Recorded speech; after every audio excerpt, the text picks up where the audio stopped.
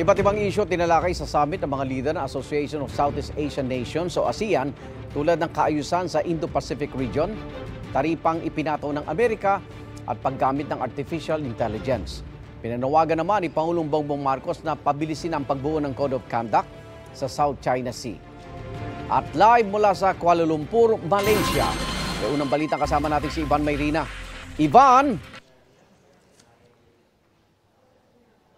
Salamat Pagi, magandang umaga mula sa Kuala Lumpur, Malaysia. Igan, kahapon nga bukod sa mga summit meetings ay nagkaroon din ng mga tinatawag na bilateral o yung one-on-one meetings si Pangulong Bongbong Marcos sa Prime Minister ng Lao PDR at gayon din ang Prime Minister ng Thailand. Sa parehong mga meeting ay napag-usapan ng mga usapin tungkol sa ekonomiya at sa kaso naman ng usapan sa Prime Minister ng Thailand ay napag-usapan din ang posibleng pagtutulungan para masugpo ang transnational crime. Ang ikatlo at huling bilateral meeting kahapon ay sa Prime Minister naman ng Vietnam kung saan nagkasundo si Pangulong Bongbong Marcos at ang Prime Minister ng Vietnam na si Pham Minh Chinh na iangat ang relasyon ng ugnayan ng Vietnam at Pilipinas sa comprehensive strategic partnership, kumbaga next level relations yan, bagamat may umiiral na tayong ugnayan sa Vietnam sa larangan ng food security, agrikultura, turismo at gayon din sa edukasyon. Matapos yan ay nagkaroon ng gala dinner na sponsored ng host ng ASEAN Summit, ang 46th ASEAN Summit, ang si Malaysian Prime Minister Anwar Ibrahim. Dumalo na rin dyan yung mga leader ng Gulf Cooperation Council o yung mga Arab states sa Gulf region. Pero bago yan, Igan, ang mga naging highlights ng ASEAN Summit ang unang araw kahapon sa report na ito.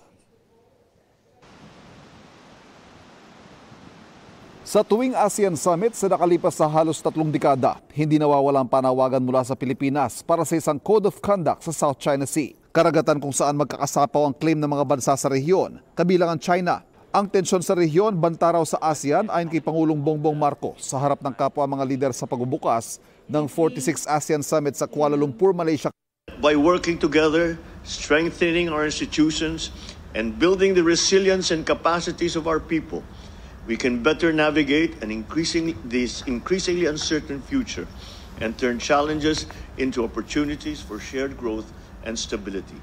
We underscore the urgent need to accelerate the adoption of a legally binding code of conduct in the South China Sea. Darating ang China bilang dialogue partner sa kauna-unahang ASEAN GCC China Summit. Ang GCC o Gulf Cooperation Council, binubuo ng mga bansang Saudi Arabia, UAE, Bahrain, Kuwait, Qatar at Oman. Inaasahang mapapalawak ng dialogong ito ang kalakalan sa pagitan ng GCC, ASEAN at ng China sa gitna ng mga ipinataw na taripa ng Amerika sa halos lahat ng bansa sa mundo.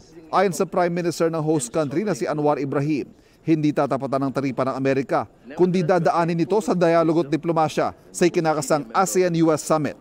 When we encounter this problem with the tariff, we said proceed with bilateral meetings, but retain the ASEAN consensus, and without exception, all ASEAN leaders gave that tacit approval.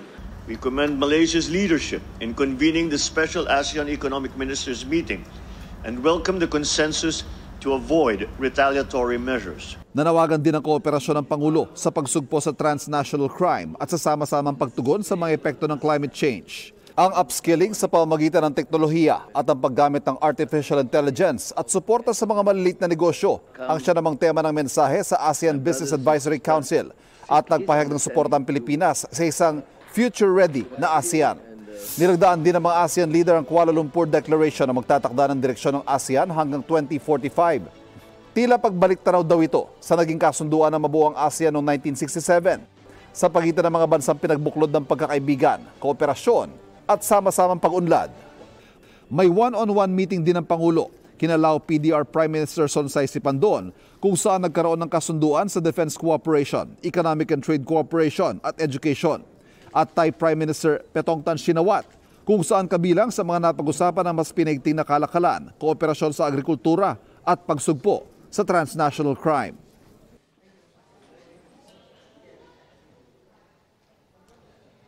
Igan, ngayong araw naman magaganap na ang ASEAN GCC China Summit. Inaasahan magpapalakas ito, magpapalago ng kalakalan sa pagitan ng ASEAN at gayon din ng GCC bilang mga regional economic blocs at gayon din sa China sa kanyang patuloy na paghamon sa Amerika bilang isang economic superpower.